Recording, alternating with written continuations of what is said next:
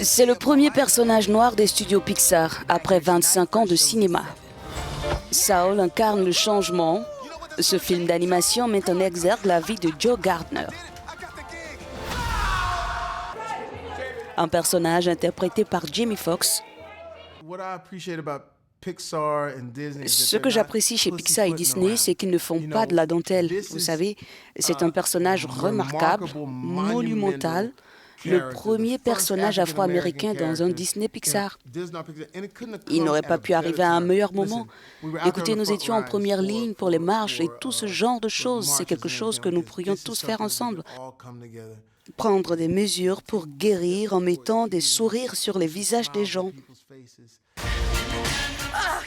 Après sa chute accidentelle, l'âme de Joe sera séparée de son corps et transportée dans un centre dans l'autre monde, celui des morts, habité par de petites âmes.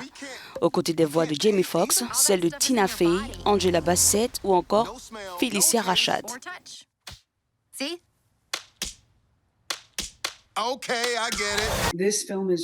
Ce film est écrit par Kemp Powers, qui est un homme noir.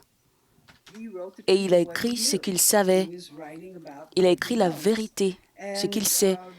Et le réalisateur Peter Docter et les producteurs des studios Pixar étaient, vous savez, comment dire, ils étaient prêts à produire ce film écrit par cet homme qui a écrit ce qu'il sait et de la façon dont il sait.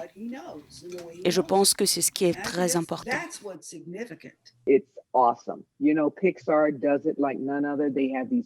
C'est génial. Pixar le fait comme aucun autre. Ils ont ces grands thèmes qui vous parlent, qui résonnent en vous. Et pour eux, de voir la signification de tout cela et de porter soul sur les écrans.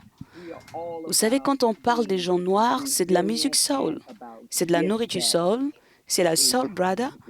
Nous sommes tous résistants. Et nous avons des dons qui, quelle que soit l'époque, ont traversé et illuminé les coins les plus sombres.